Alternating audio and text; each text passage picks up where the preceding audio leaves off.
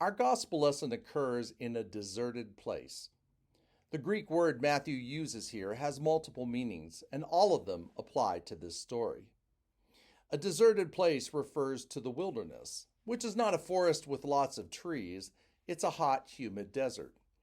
A deserted place means that there aren't many people around. It's an uninhabited place, a solitary place. A deserted place refers to the person who goes there. It's a lonely place, a desolate place.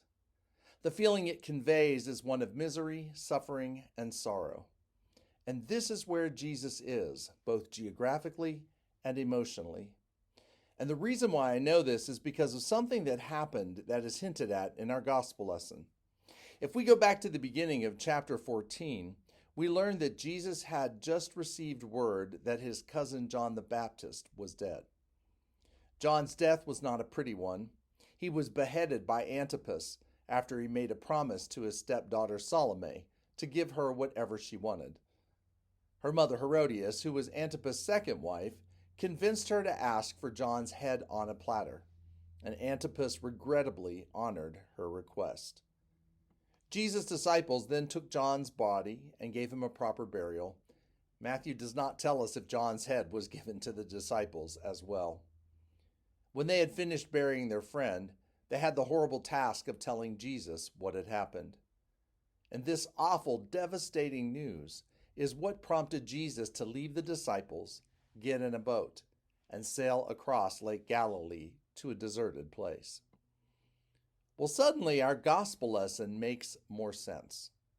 We understand how Jesus feels because there have been times in our lives when we too have received bad news and long to sail for a deserted place. It may have been the news of the death of a loved one or an automobile accident, a diagnosis of a serious medical issue, or the end of a relationship. It may have been the news of someone who conspired against us or violated a confidence we asked them to keep. Whatever the occasion, we have all been where Jesus is in our gospel lesson. And it's a deserted place in the fullest sense of the word. It's a place that makes us feel all hot and bothered, a place that is unfit for human habitation. It's a place where we experience being cut off from others, a place of isolation and loneliness. It's a place where misery, suffering, and sorrow are our only companions. Most of the time when we look at this text, we focus on the multiplication of the loaves and the fishes. And this is a good place to focus. This is the good news our gospel lesson has to offer.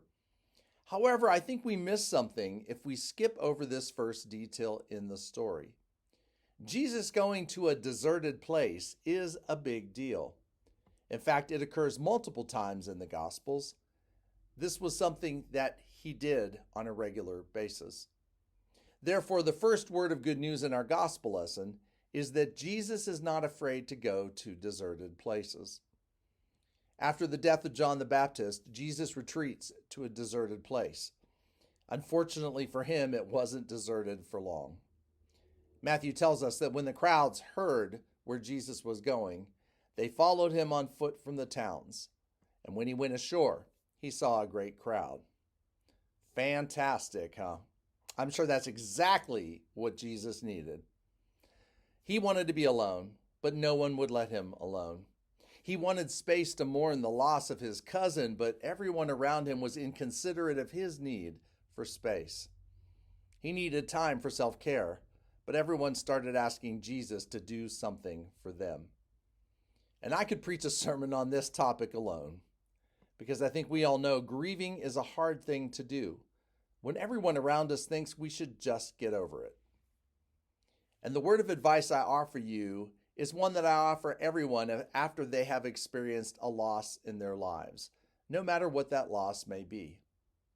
And this advice is everyone grieves differently, so don't let anyone tell you how to do it. Do you hear me? Everyone grieves differently, so don't let anyone tell you how to do it. Give yourself the time and space you need to mourn and to heal. Find rituals and activities that help you process what you're feeling. And above all, remember that the journey is uniquely yours. So honor your process and don't let others tell you how to do it. And if Jesus was a mere mortal, this is the advice I would have given him too. When the crowds began to swarm around him, I would have told him, "Get out of there, Jesus, run as fast as you can." But this is not what Jesus does. And this brings us to our second word of good news. Matthew says that when Jesus saw the crowd, he had compassion for them and cured their sick. Wow. Nobody would have blamed Jesus if he had a hissy fit and told the crowd to leave him alone. But Jesus doesn't roll like that. Instead, he offers grace upon grace. He comforts and loves. And thanks be to God he does this, not only for the crowd, but for us as well. Sometimes people have the misconception that Jesus is way too busy for them. They feel like they are not worthy of his time.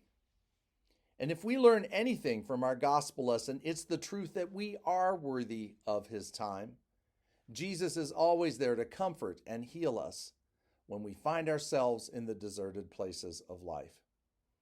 And if you are hurting or grieving this week, do not hesitate to call on Jesus for help, because he will be there for you. As the story continues, the disciples echo the advice I would have given Jesus if he was a mere mortal. It was evening, the sun was setting.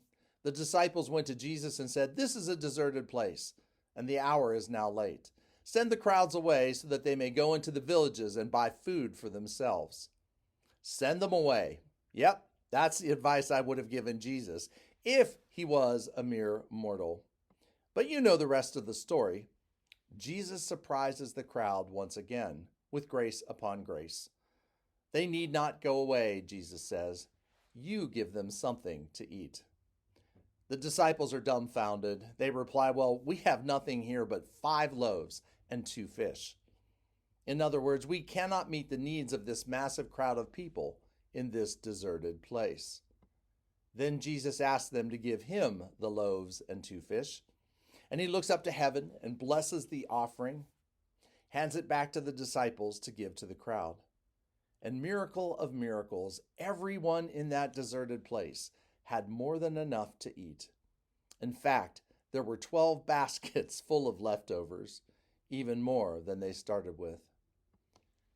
My dear friends, I don't think I have to tell you that this is good news, but in case you didn't hear it, this is good news. For those of us who find ourselves in a deserted place this week, Jesus reminds us that he will feed us. He will take care of us. It's not an imposition. He doesn't have a limited supply. He's not going to check our ID at the door. Instead, he offers grace upon grace that feeds us and overflows into the lives of others. All we have to do is receive the gift. That's it. We don't have to have the 10 Commandments memorized. We don't have to believe a specific set of doctrines about Jesus.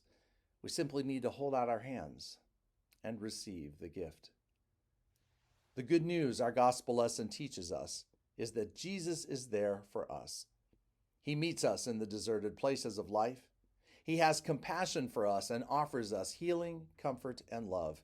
He feeds us until our hungry souls are filled once again.